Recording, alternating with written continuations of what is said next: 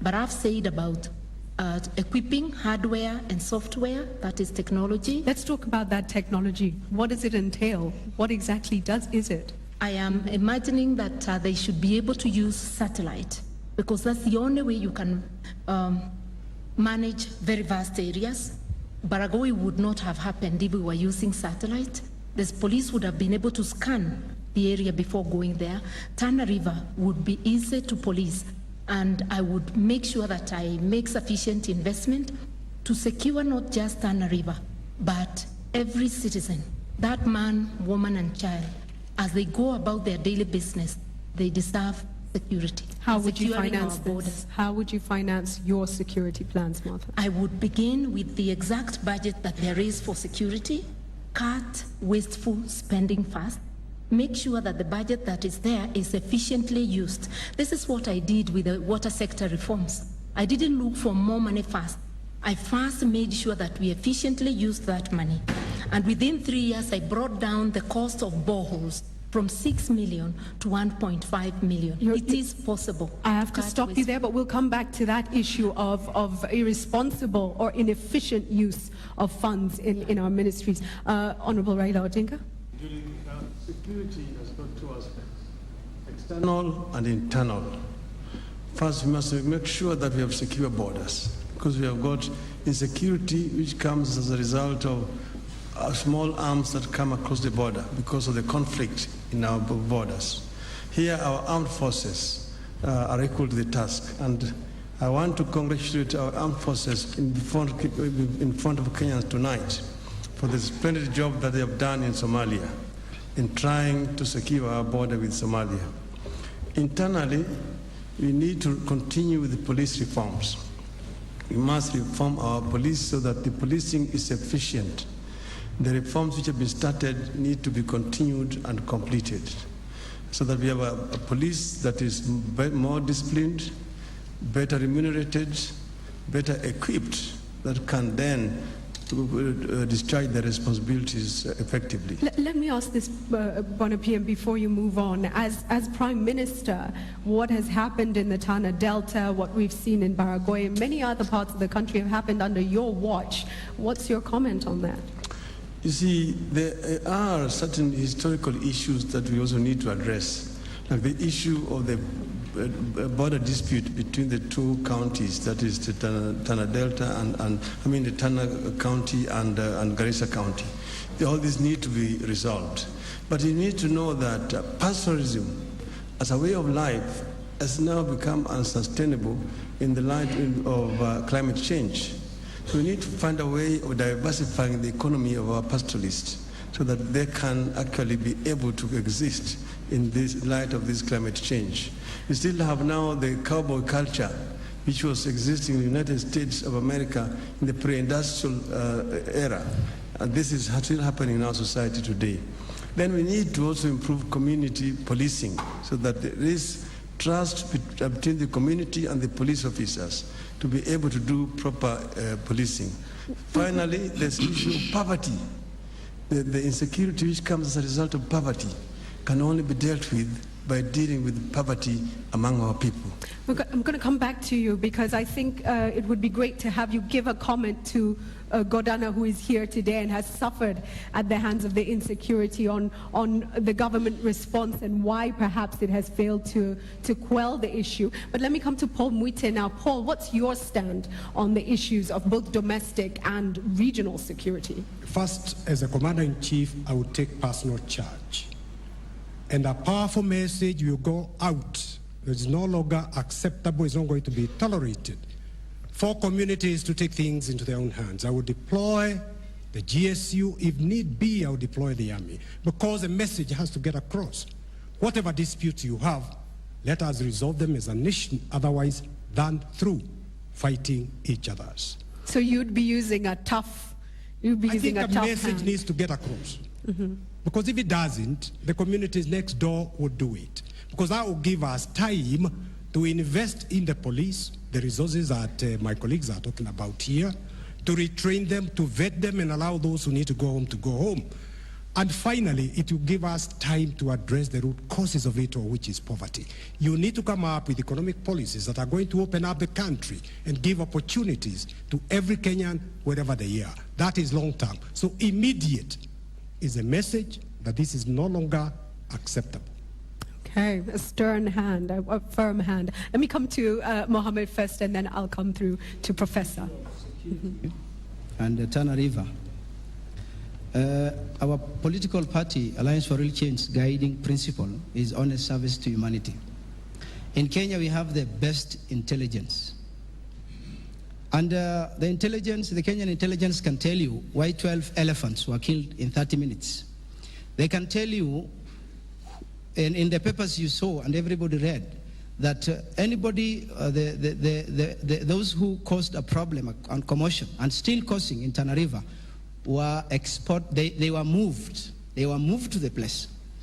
So when security officers cannot do their work because of poor governance, then the only solution is they should be uprooted and you get a clean team.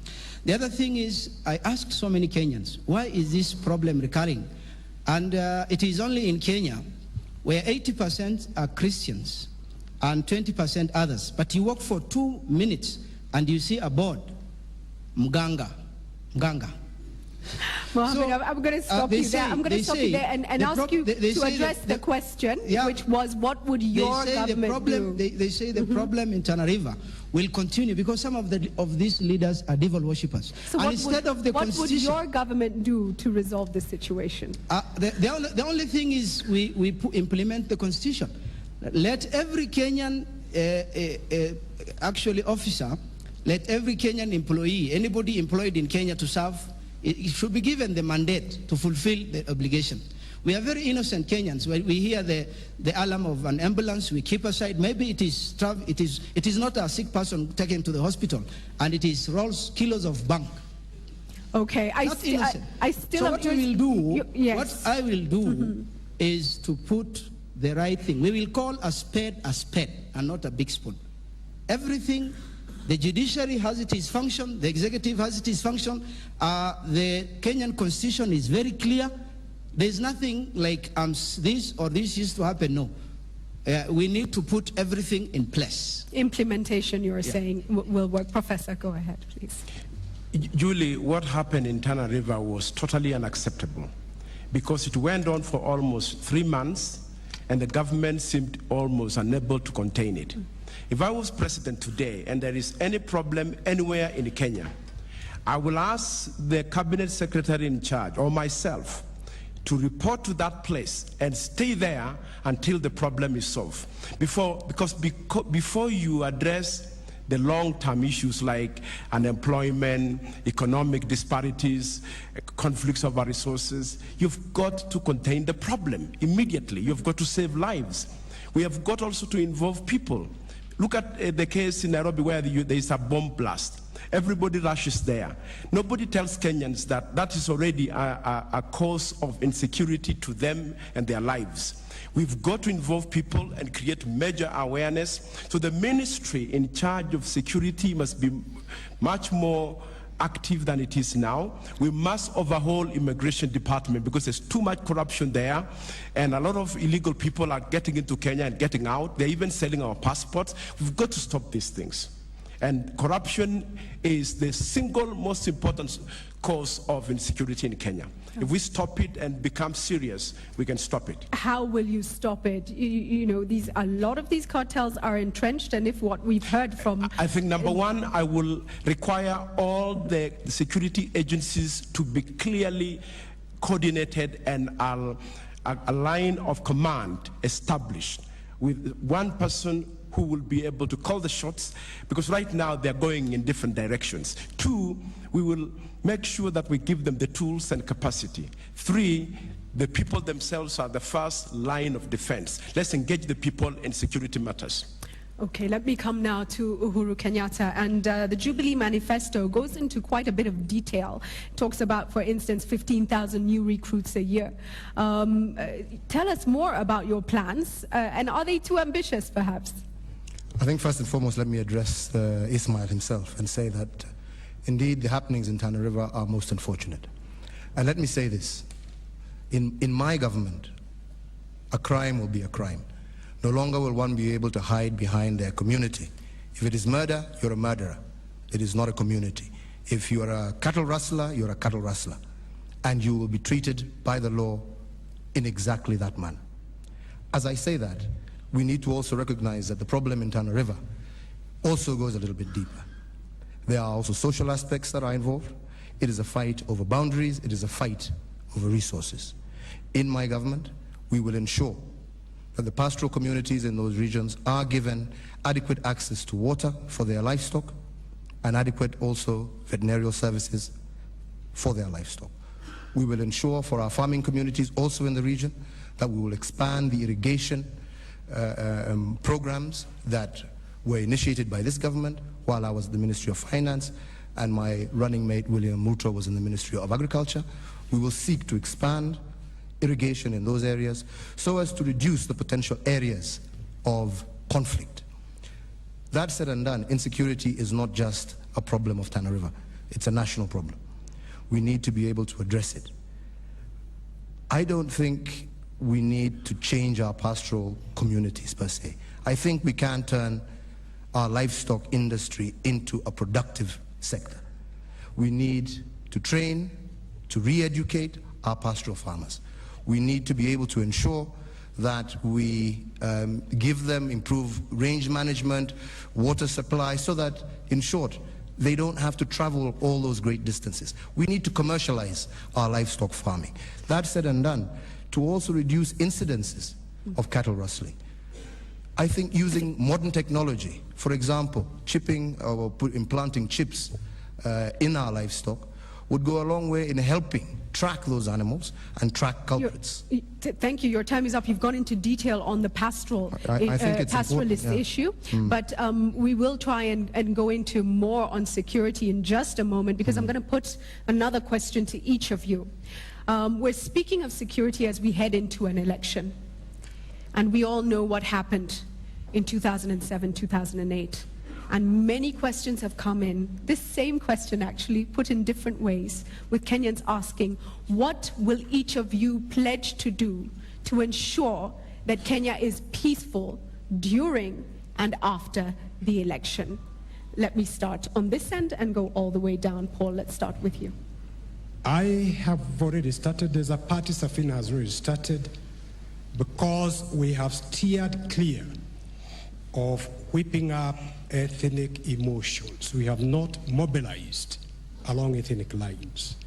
And the way we will continue to be issue-based, we will continue to preach the economic policies we are going to implement in order to give everybody a chance. For example, in Taita Taveta, that iron ore which is being mined there, we'll make it a condition that a smelting plant be built there instead of exporting it raw.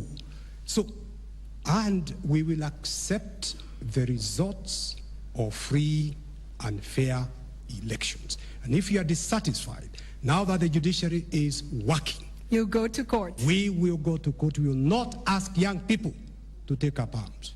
Absolutely. Let's go to Raila Odinga. Well, Judy, you know that Kenyans have now had about four multi-party elections. And the violence was actually before the elections. It was only this last time round in 2007 when we had the violence post-election. And we all know what actually happened. We are saying that we don't want a repeat of what happened in 2008 to be repeated again in this country. We have said as CORD that we will accept the results of the elections. If we are defeated, we will accept defeat. And if there are any complaints, we will also go to court. Thank you. 10 seconds? What we are saying is that we don't want to mobilize along ethnic lines. That's why we are campaigning on a national platform to unite the people. And we also said, telling the media to help us do this, so that the media also desist from going along the ethnic lines, which will actually polarize the country. Like what happened recently, and I mentioned it before, I don't fear to mention it again here, this idea of bundling ethnic figures polarizes the country along ethnic lines. And it is not helpful for a national campaign. You want to compete along ideological lines. You have a clear policy that we want to sell to the people of Kenya and to judge us on the basis of the program that we're putting before the people. Thank you so much, Martha. You have 1 minute, 30 seconds. NAC Kenya has been spearheading peace for the last 5 years, since the election period. And what we are telling Kenyans is that at the end of the day, after politicians inside, it is the poor who fight each other. We, the political class, never fight. They have seen us here laughing with each other, greeting each other, so they should not allow us to mislead them with talk of ethnicity. What but will we you must do? show Yes. us leadership now. We must be able to abide by the law, accept the results of election, and if one is unhappy, you go to court. Even 2007, I said anybody aggrieved should have gone to court. We've been using the same courts even before the reforms as politicians. So we should never ever tell Kenyans to rise up against each other. We should use the institutions of the judiciary to resolve our disputes. Come to you, Honorable Mudavadi. Thank you. Our name, our coalition name, speaks for itself, the Amani Coalition. We have been preaching peace. It may look like a simple thing in a church, but we have been making sure that at every forum, as we discuss issues, the issue of having to work together and conduct ourselves peacefully has been an underlying theme in all our movement. Secondly, we have all signed the Code of Conduct with the IEBC. I think we should live up to it, so that whatever we are doing, whatever we are asking our supporters to do, whatever our party members are doing, they must live up to the letter of that Code of Conduct that they signed, because it's a requirement in law, it's a legal requirement, we must live up to it. Finally, we must be prepared to accept the results. We all want to win, but there shall be only one winner at the end of the day. So we must be prepared to say that we concede where somebody else has taken the day. And that is the principle that we should carry along in order to be able to foster peace and to be able to make sure that there is tranquility even after the election. Thank you, Peter Kenneth. Thank you, Julie. When I launched my campaign on the 4th of November, I said my campaign will be based on issues. And I've never campaigned without preaching the peace message. Because there will be Kenya after 4th of March. And we must never allow ourselves to go to the events of 2008. Kenya is one of the most beautiful countries in the world. We must never try to destroy it. We nearly brought it down to its knees because of the way we behaved in the year 2008. We must never again allow it to go that route. Let me also stress this. Kenya is greater than all of us, and I've said this before. Peter, our own individual interests must never compel the country to kneel down in anger, in violence. So what will you actively do? Come the 4th of March, and Kenyans' will is determined through the electoral process. I have no problem conceding if I lose in the unlikely event. But if I win, then I would also wish that all of us observe that Kenya is for all of us and we fit in, we need to coexist, we need to appreciate each other, we need to respect each other. That is the little we can actually ever do for our country. Thank you. Uhuru Kenyatta. Our coalition is based on peace, on unity and reconciliation of all communities in this country. If anybody has followed the speeches that I've made in every single rally, I start first and foremost on that note of peace, national reconciliation and unity in order for us to be able to achieve our objectives together as Kenyans. Secondly, the issue of violence often emanates from politicians themselves. I strongly believe that if politicians were to follow due processes, use existing institutions, people would not go to the streets. I have proved this myself in the past, in 2002, where I accepted and conceded defeat to the Honorable Mwai Kibaki. I will not shirk from doing the same again.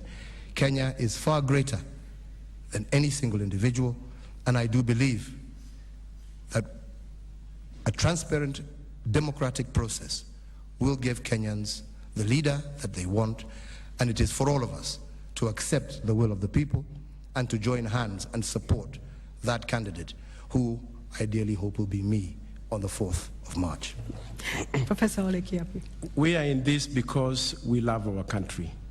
We are in this because we believe every Kenyan matters, and we want Kenyans to win, the Kenyan people to win, irrespective of how each one of us here performs.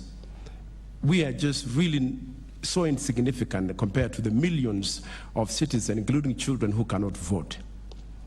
But we also want to commit that we cannot polarize the country in our own messaging, even in our own campaigns, and we have been very responsible as a party, and we will continue to the very end and beyond. But I would like to request the media that when you bring your political analyst, please desist and avoid analyzing how Kenyans are going to vote on the basis of their tribes. Respect the integrity of the citizens, that individuals can vote for somebody irrespective of which region they come from, but when you start blocking the nation, that is what creates polarization. And let me come to you, Dida, please. Yeah, the Code of Conduct was a conditional document that we all signed. If we did not sign, we could not proceed with the requirements that were. I request, it is a document that has a lot of good things that will promote peace. For those who signed and did not read, let's read it again. And for Kenyans, it is also a document that not the leaders need to go through, it is for everybody. It promotes peace. Number two, we have the national anthem. We need to look at the contents of the national anthem. And in relation to the national anthem, which is a prayer that is recited, we have any piece of art originates from the author. This world, we are just acting, but it has the God who manages everything. If we get wrong leaders, is because we are not sincere. And for us, Mwalimu, those are words of wisdom. You do have more time, but I want to ask, what will you actively do to ensure that we do have a peaceful nation? I will propagate the the Code of Conduct and its content, and it has self-discipline has to be inculcated. You have to be disciplined. And what this aspect, I don't know why people run away from God. God has designed, and he knows who will be the president of this country. God knows the present, the future. If you get it, then it is God who has realized that you are qualified.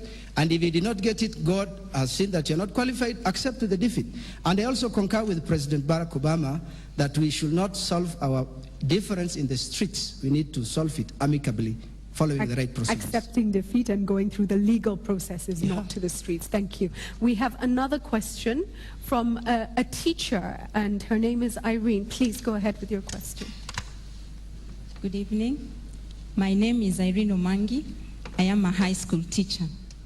My question is on education. I would like the presidential aspirants to let us know that what they will do to ensure that the children who leave primary school transit into high school. Because as we saw last week, quite a large number of those children will not get positions in secondary school, and that will mean that they will not get a basic education. What will your governments do to ensure that this problem is clearly solved? Thank you so much for that. I think on the issue of education, if we look back over the past few years in terms of enrollment, we've achieved something as a nation. We have huge challenges when it comes to transition from primary to secondary, but also transition from secondary to higher education. And we're losing hundreds of thousands of students. And where do they go? Big issue, probably also becomes a security issue. You know, Professor Kiapi, I am looking at you. This was your docket before you resigned. Really, the saddest day for me when I was a PS of education was the day when a little boy in Kericho County committed suicide because he didn't make the marks or enough to go to secondary school. But the reason really is that we don't have enough classes in secondary. We have been working to reduce them. 2 years ago, 250,000 students dropped out of standard 8.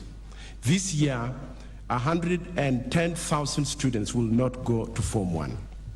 What I will do if elected president, next year, I will take 3 billion Kenya shillings and go to 3,000 district day schools and build a classroom that will take in approximately 150,000 children, and you can mob them in. You can also take another 3 billion and you'll build a laboratory. It's very, very practical. We put a proposal to Treasury 2 years ago. We should have done this thing 2 years ago, but we never got the budget. How do you do this and maintain education standards, Professor? Because the way to maintain education standard is just to do two things. Number one, let us hire more teachers. Right now, there's a shortage in the country of 100,000 teachers. And I would like to hire 20,000 teachers every year at a bill of about 7 billion per year. And number two, we must invest in infrastructure, especially in day secondary schools and the so-called county schools. Because right now, there's a big disparity between national schools, county schools, and day secondary schools. Some schools have everything, others have no classrooms, enough classrooms, or even laboratories. If we invest in the physical infrastructure and teachers, the quality will begin to go up. Let's thank President Kibaki for bringing kids into the education system in terms of access. Thank you. Let me come to you, Uhuru Kenyatta, on this issue. Our manifesto on this is very clear. And I do appreciate the problem that has been mentioned, because it is a problem that also contributes to a lot of the social ills that we see. And that's why in our manifesto, we have made it very clear that we want to move to a situation where no child under the age of 18 is out of either school or some training institution. And we have made it clear that we would want to continue adding classrooms, increasing the number of teachers, as well as ensuring that we have one technical school in at least every ward in our country, to ensure that those who do not make it into secondary school at least are able to be given some form of training that they could use to make a livelihood for themselves. So the basic fact is that this would not only help us ensure that kids remain in school, but it would also go a long way towards creating or removing the breeding ground that has been there for criminal gangs using these young men and women. You also pledge things like school feeding programs, milk for children in primary school, talk about the tablet, the solar power tablet. How will you finance all this? Like I stated severally, and I've done in the past, I do believe there is a lot of waste in government today. We moved, when I was Minister of Finance, for example, to ensure that all the fuel guzzlers that were there were removed.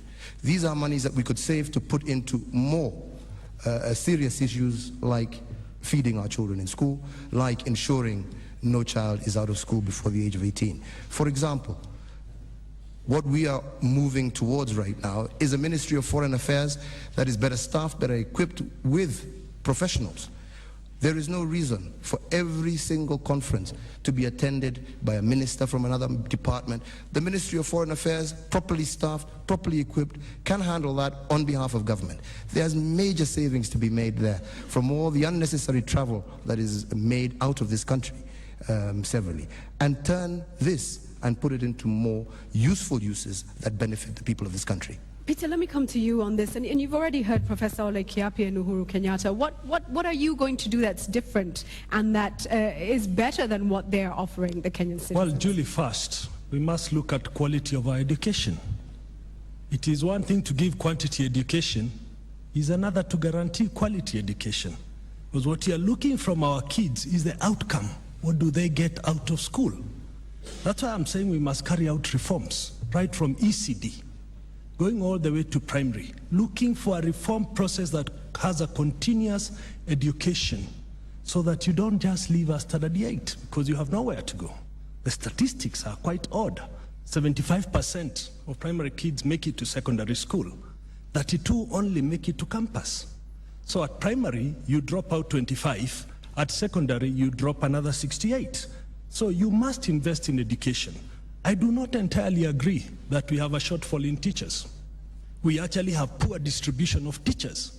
You have areas that have more teachers, whereas you have other areas that have not teachers. How would you distribute, Peter? Where would you be You have moving to be people fair, from you have to have equality, you have to enforce transfers of teachers to schools that do not have teachers. Something that probably my brother professor should have implemented very well when he was there.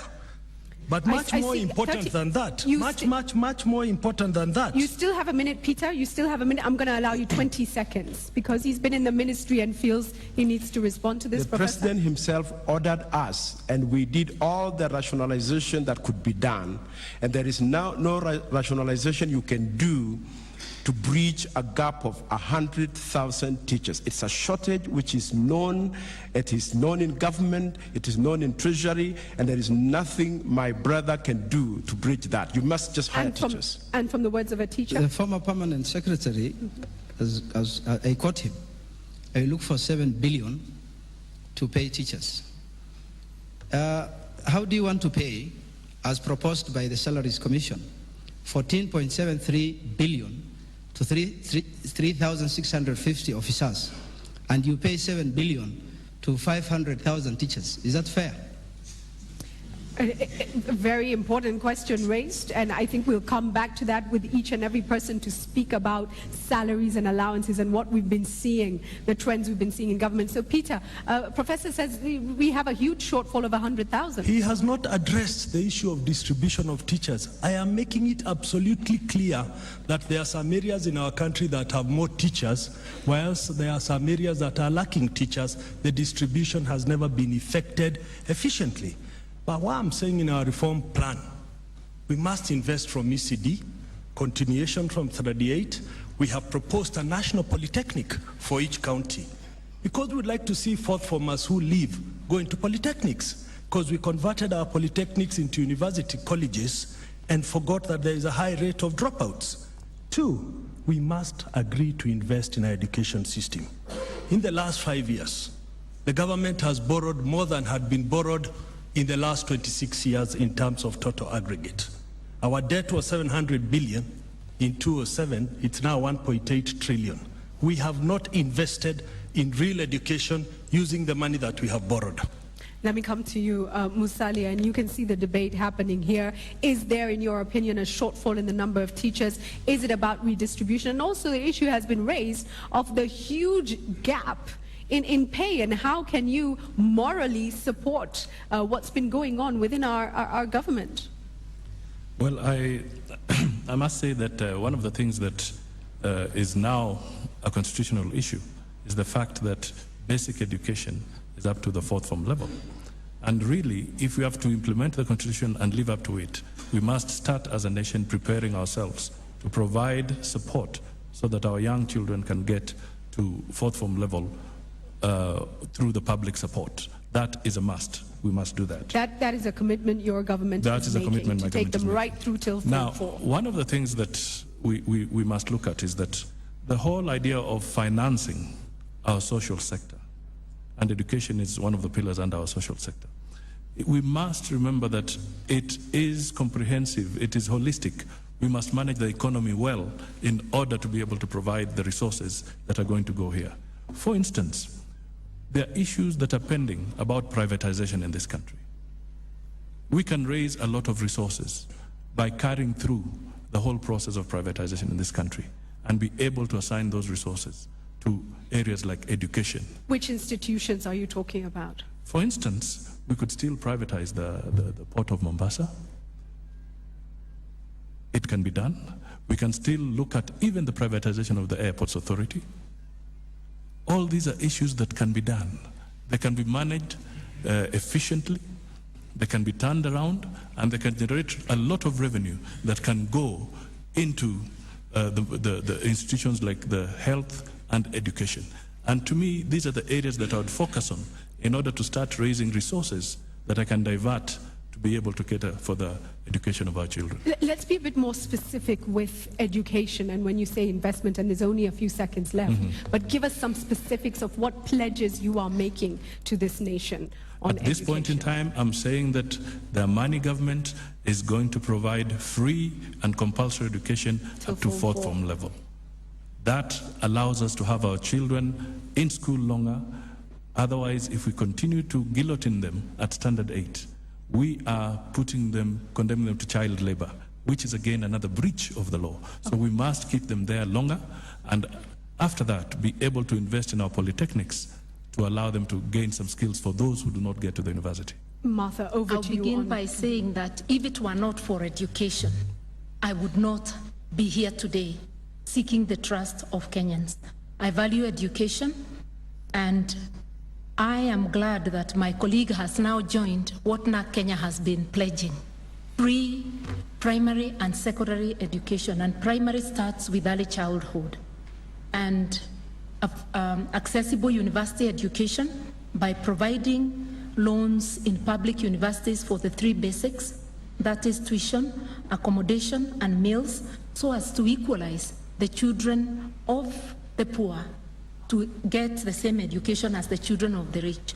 I also believe that infrastructure in our schools must be built by the government. If we say compulsory education and we don't take over infrastructure, then the situation that has been there with the free primary education, with kids studying outside, will continue. And I have a practical example of turning every public primary school into a day secondary school. In my constituency, using CDF, we were able to increase the number of secondary schools from 16 to 37. Out of the 42 public primary schools, almost every primary school is a secondary. That way you are able to bring in more students. I can't say we have attained the level we would like, but with compulsory primary, including early childhood and secondary education, you will retain as many. I want to acknowledge that we would have to hire more teachers. And where do the funds come from? Where do we get funds? I will not talk of privatization because that's a one-off. It's not sustainable. I am saying start with the same money you have, increase efficiency. Treasury's own admission is that we lose 1/3 of our budget through looting or theft of public funds and misuse. So if we start looking at where we are misapplying money and then widen the tax base, because there's still a lot of people who are not paying taxes, then we would be able to do that. Honorable Raila Odinga, your government over the past 5 years, and certainly this did start in 2002, has achieved a lot since we first introduced free primary education and have moved on now to do more. So in terms of having more children in school, it's a success, but in terms of quality, there are huge issues. And of course, again, we talked about the transition issues as well. What would you do in this coming administration to change things? First, we are talking about an inclusive government, Kenya for all. And we must start here by offering equal opportunity for each and every child born in our country.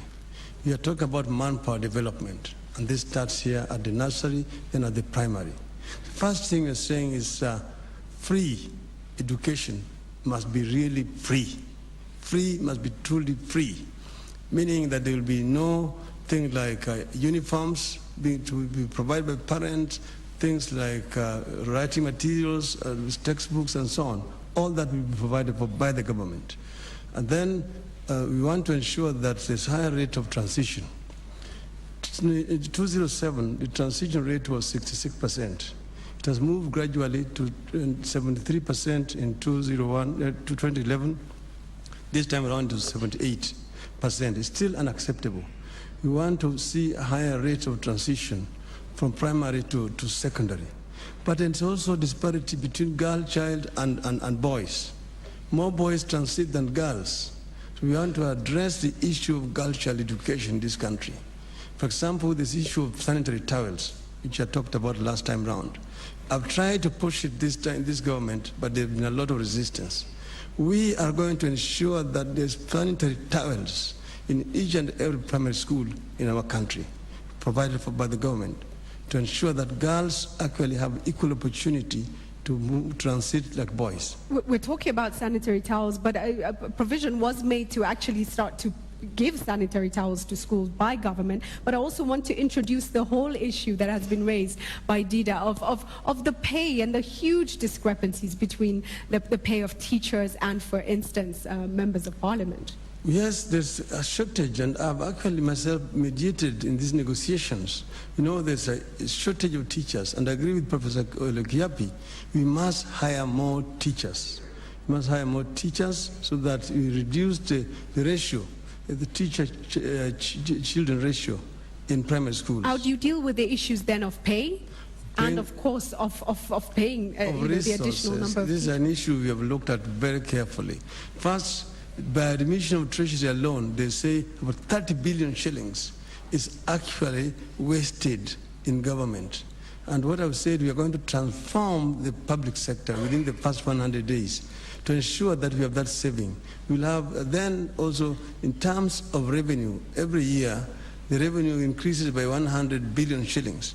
So we will divert about 1/3 of that revenue to primary and secondary education to ensure that our children get quality education right through to secondary. Thank you. Let me allow Martha to come in here. My problem is that just looking at the campaign of my learned colleague and the lavish spending of that campaign and most of the campaigns of my colleagues here, except a few, I am just wondering if they continue with that lavish spending, where will the money come from? When I say that we will ensure that theft of public funds and abuse is curbed, I have practiced it in my campaign. So how is my honorable colleague Raila going to do that? Honorable Raila, I'll allow you to respond to that. Campaign time is campaign time.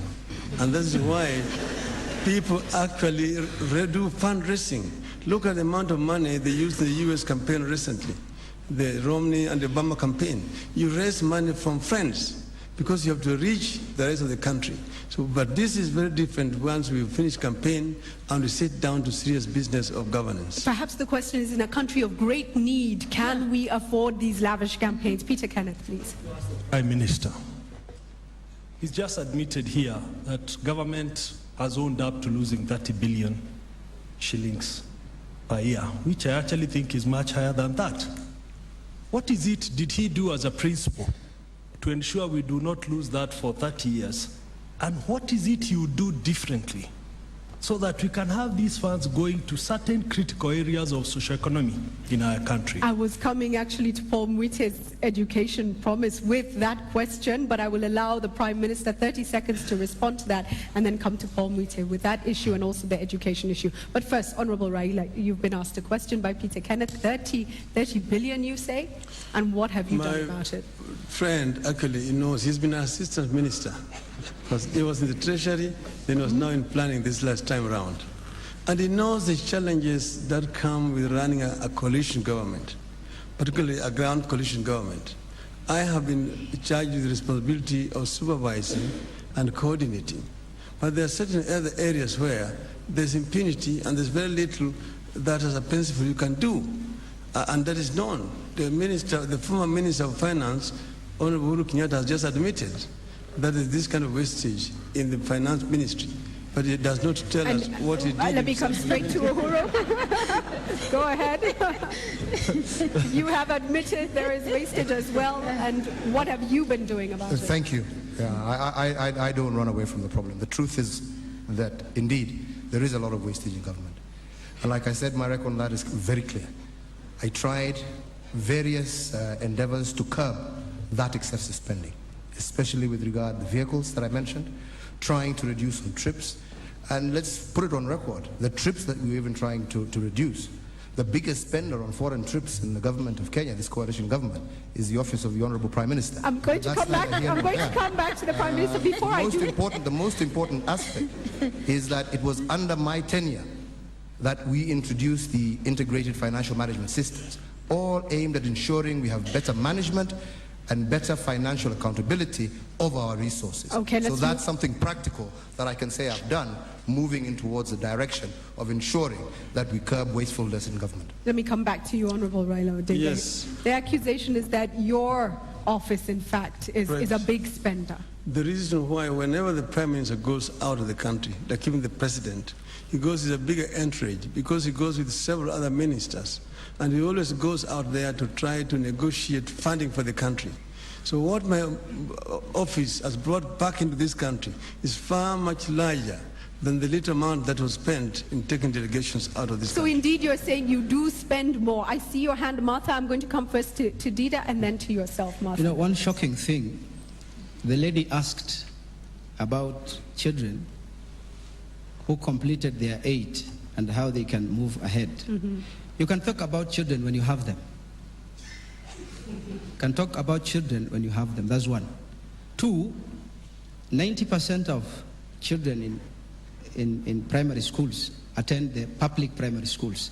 How many of them have their children in the public schools, primary schools?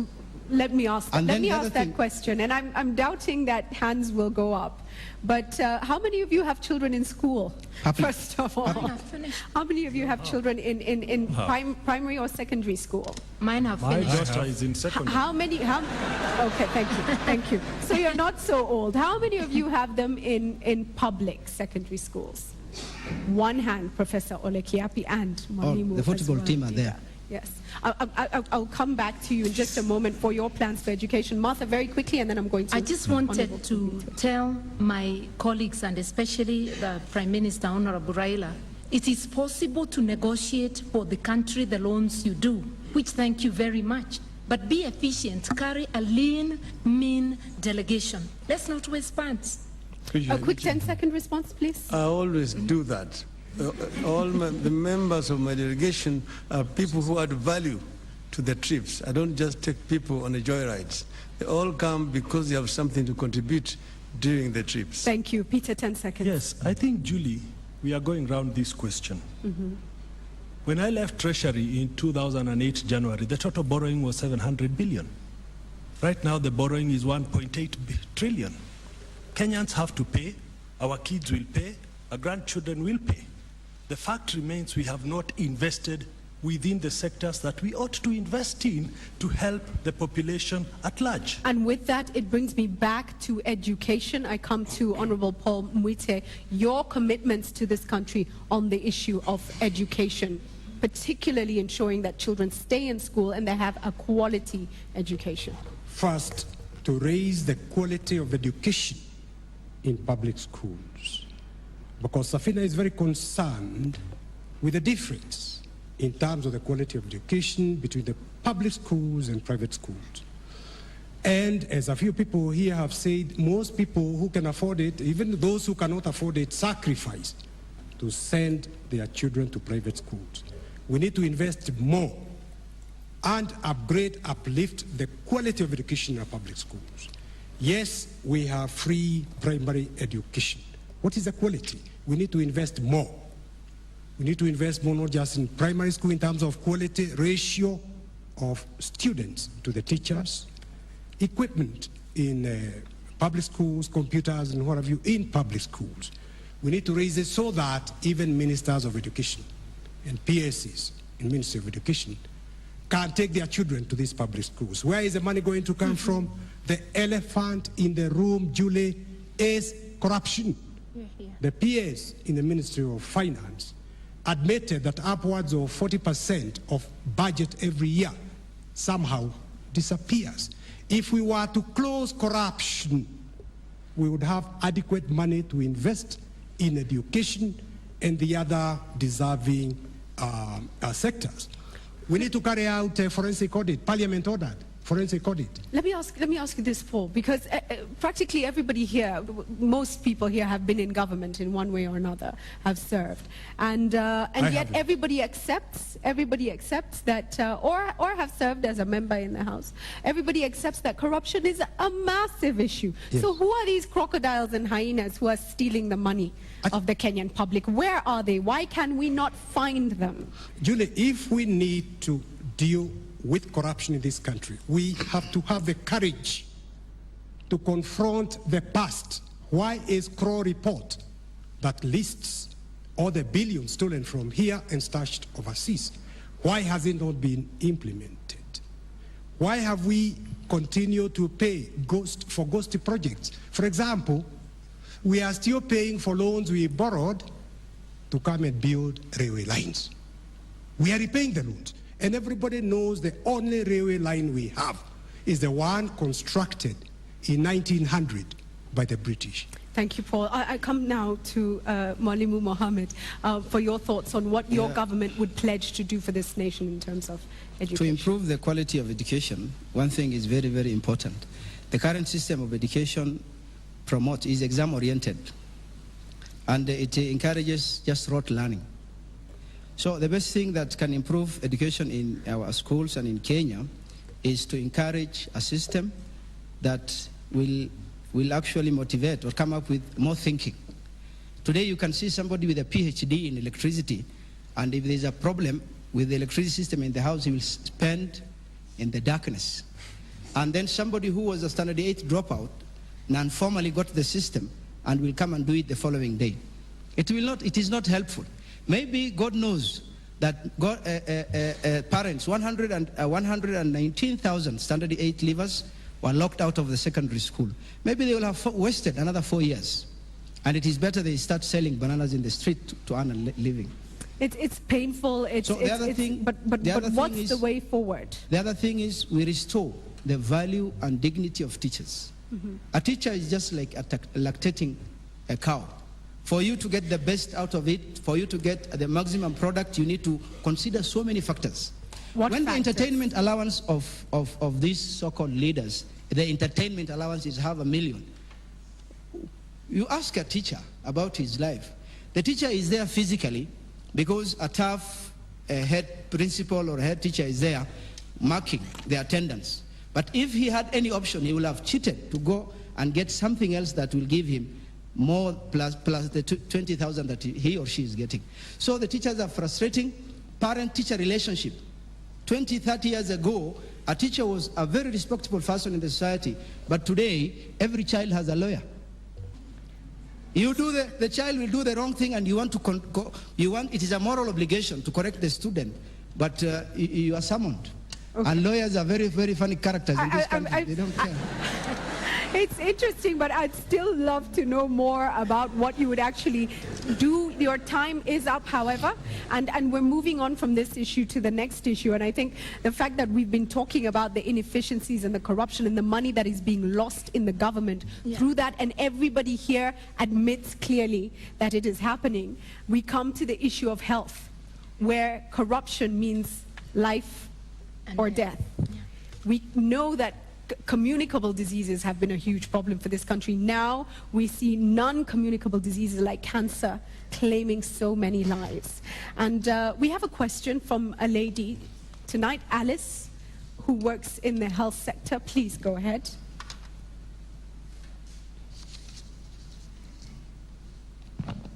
Hello. Please hold your mic up. Yes. Hello. I'm glad to see you.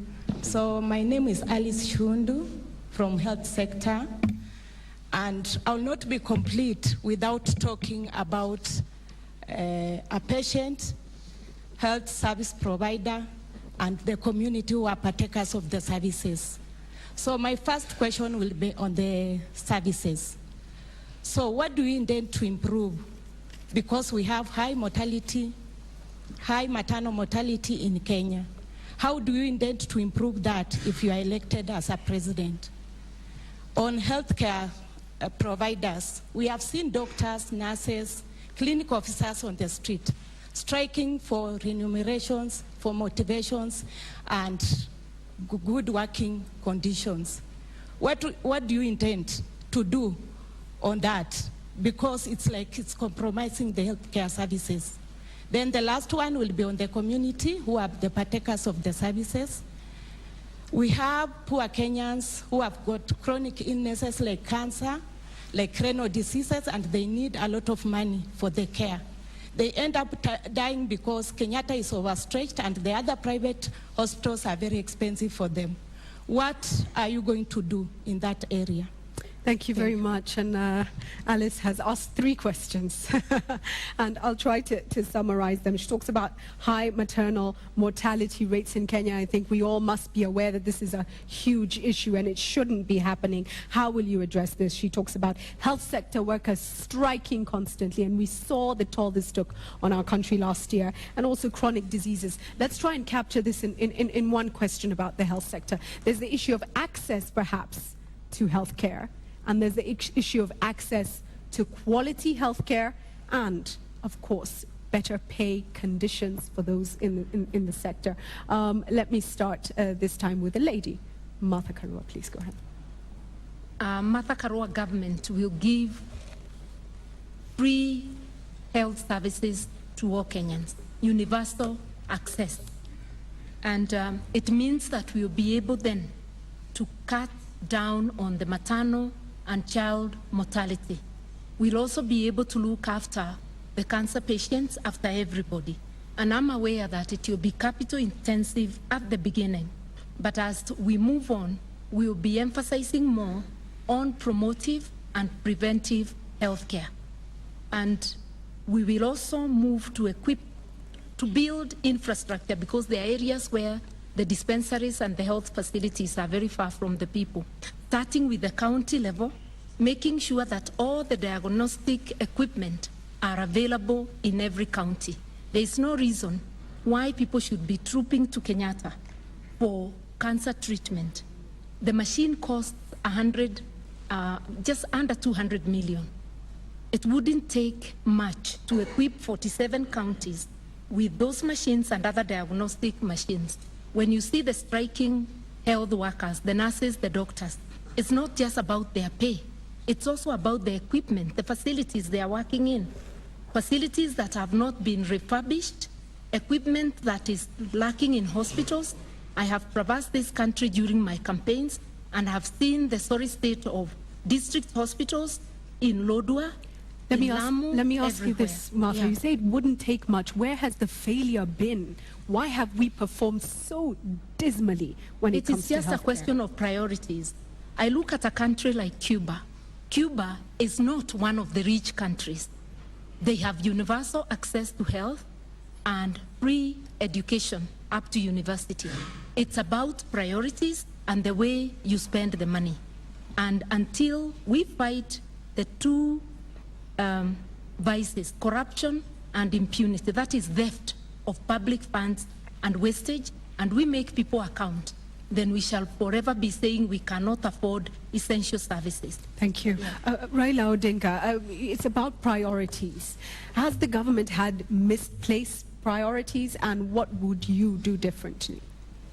Julie, under chapter 4, that is the human rights chapter, Medicare is actually a fundamental human right. It says that every Kenyan, when sick, should have access to Medicare. So we are going to, as you said, to implement Constitution. That's why we are a coalition for reforms and democracy. Now, Medicare is a fundamental right of our people. And we are going to do this first by introducing a comprehensive national health insurance scheme. This has been an issue which has exercised the mind of Kenyans for a long time. It has been debated for a long time. You remember, the bill was brought to Parliament, it was approved under the former Minister for Health, but then it did not get the assent of the President because of the lobbying that has stopped it. But Kenyans are actually more concerned with services. Kenyans will be willing to pay a little more for quality services. So what we are talking about here is we are going to deal with the issue of accessibility and affordability. So we are talking here in terms of facilities being brought closer to the people, from the sublocations to locations to the constituency to the county and then the national level, so that we can actually reduce pressures on the other national institutions. Let me ask this. As Prime Minister for the past few years, why has this not already started to happen? Because there have been a resistance from other the big boys, as you know. And who are the big boys? A lot of lobbying. Who are the big boys? The big boys are known, the big insurance companies who have resisted. Private sector, you are saying, and there are some private sector players seated in here today. They're here, and you're saying that they will also have their own fair share in this market. This market is big enough for those who can afford to pay. But we're saying that it's not right that the few who have the money, who can afford to pay, can get quality services at the expense of the majority who cannot afford to pay. So he's saying that, one, we say that antenatal services will be free completely. Thank you. You want issues like HIV, AIDS, that people have access to medicine for free. Thank you. Your time is up. I have to stop you there. Honorable Paul Mwite, private sector is stopping government from being able to give the citizens of this country the health care they deserve. Do you agree with that? Do you